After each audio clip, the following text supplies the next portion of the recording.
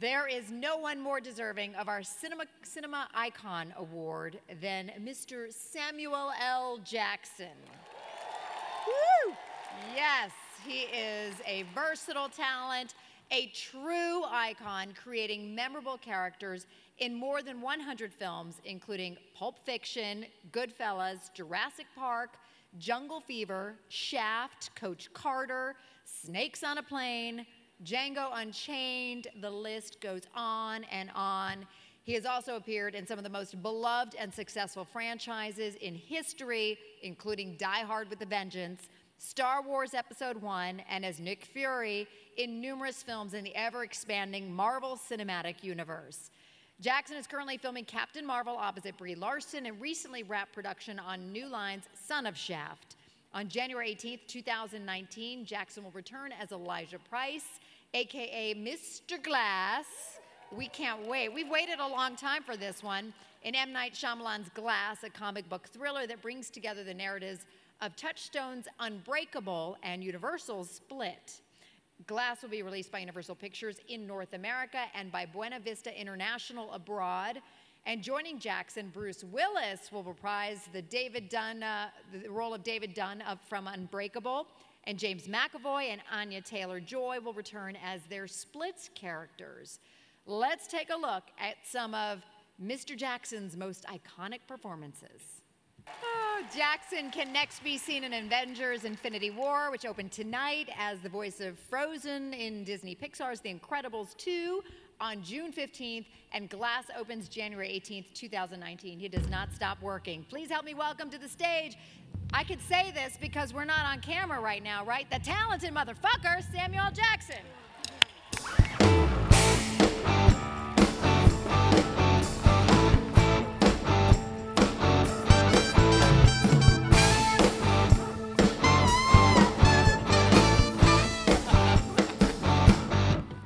I can read somebody else's speech? Nice.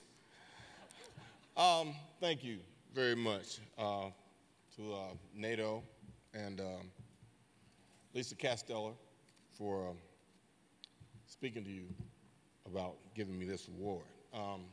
This is really kind of out there for me because, you know, I got in this business because I liked acting and I was in love with a woman who was an actress. And the only way I could hang around with her was to be in the theater. And she's still hanging around with me. Thank you, LaTanya. Love you. Getting here, wow, what a trip. I used to call my agent and ask her if Hollywood called. She would always say no. And one day I called and she actually said yes. You just won some award at the Cannes Film Festival and you got a call from somebody in Hollywood who wants to see you about doing a movie. And I've been doing it ever since.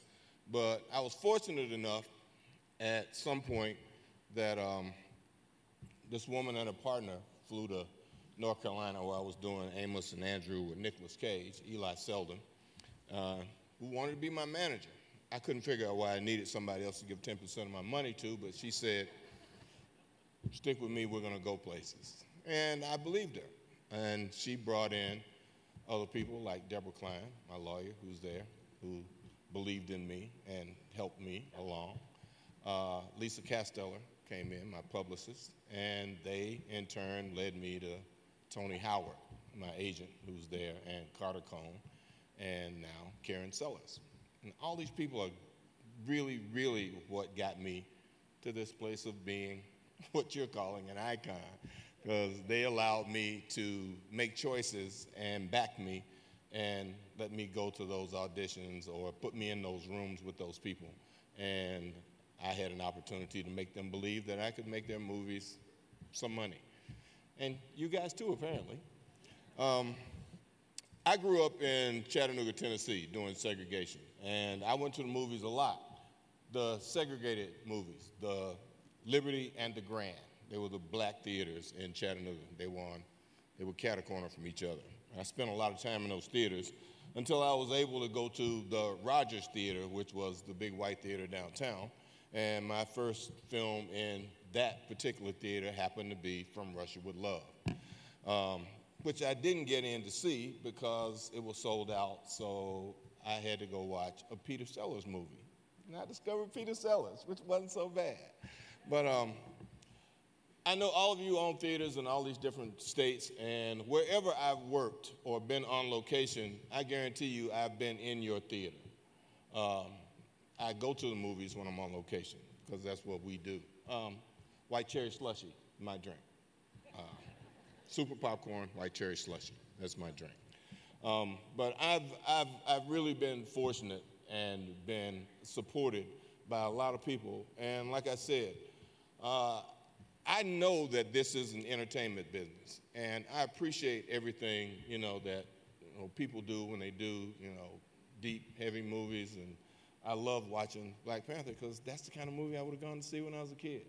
And thank you for making that movie and getting all those kids and all these other people enthused about the movies again.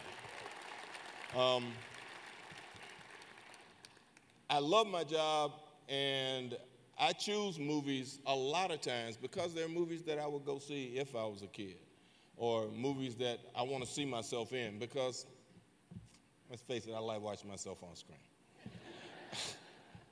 No doubt about it. So I make those choices. And thank you for recognizing that. I'm really, really happy that I became in your eyes, what I used to sit in the movie theaters and watch when I watched Errol Flynn, when I watched Sidney Poitier, when I watched John Wayne, Roy Rogers, the Three Stooges, Mickey Rooney, people I never thought I'd meet, but I got out here and I had relationships with, and it became something. But this means something to me too, that you recognize the fact that I work hard, I enjoy my work, and hopefully I will continue to make lots of money for you guys with these films that we're all part of in this Marvel universe, and Unbreakable, and films that kids can remember and think about, that become important parts of their cinematic lives. And for young actors who want to find a way in this world, always find something that makes you happy. You don't necessarily have to go out there and try to be the best actor in the world. Go out there and be the happiest actor in the world. And that's what I am. Thank you all. Thank my team for everything they did. And thank you, LaTanya, for giving me all that you've given me. Love you. Thank you.